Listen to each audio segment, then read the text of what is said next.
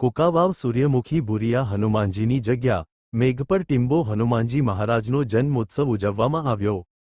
અમરેલી જિલ્લાનું મોટી કોકાવાવ ગામથી આશરે 3 કિલોમીટર દૂર આવેલું મેઘપર ટિંબો તરીકે ઓળખાતું હનુમાનજીની જગ્યા સૂર્યમુખી ભુરિયા હનુમાનજીની જગ્યા મેઘપર ટિંબો હનુમાનજી મહારાજનો જન્મોત્સવ ઉજવવામાં આવ્યો।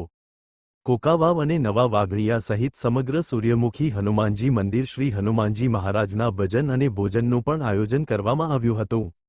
જન્મોત્સવને લઈ વિવિધ ધાર્મિક અનુષ્ઠાનો ભોજન મહાઆરતી સાથે શ્રી રામ જય જય રામ ભગવાન રામની ભક્તિ કરીને અજરામરનું પદ મેળવી જનાર શ્રી હનુમાનજી દાદાની આજે જન્મજયંતિ છે। ચૈત્રી પૂનમના દાદાના જન્મોત્સવને વહાલથી વધાવવા ભાવિક ભક્તોમાં અનેરો ઉમંગ છવાયો હતો। અંજનીના જાયાને લાડ લડાવવા કોકાવાવથી 3 કિલોમીટર દૂર સૂર્યમુખી ભુરિયા હનુમાનજીની જગ્યા મેઘપર ટિંબો હનુમાનજીની ભક્તિમાં ઓળગોળ બન્યું હોય તેમ શેરીએ ગલીએ આવેલ શ્રી હનુમાનજી મંદિરોને અનેરા શણગાર કરવામાં આવ્યા છે।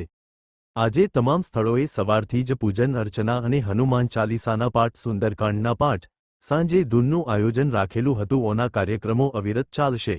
બાળકો અને મોટેરાઓ માટે ગુંદી ગાંઠિયા ચણાનું શાક સહિતનો પ્રસાદનો લાભ લીધો હતો। કોકાવાવમાં ઠેર ઠેર હનુમાનજી દાદાનો જન્મોત્સવ ઉજવવામાં આવ્યો હતો। સૂર્યમુખી ભુરિયા હનુમાનજીની જગ્યા મેઘપર ટિંબો સૂર્યમુખી હનુમાનજી દાદાને બપોરની આરતી અને થાળ ધરીને સમોમાં ભોજનનું આયોજન કરવામાં આવ્યું હતું। હનુમાન જયંતિ અહીંયા અમારા પરમ પૂજ્ય નારદાનંદ જે બાપુ બ્રહ્મચારી હતા, પોતે આરોગ્ય દવા પણ કરતા અને 50 વર્ષ લગીન તો એણે અહીંયા પૂજા ભજન કર્યું।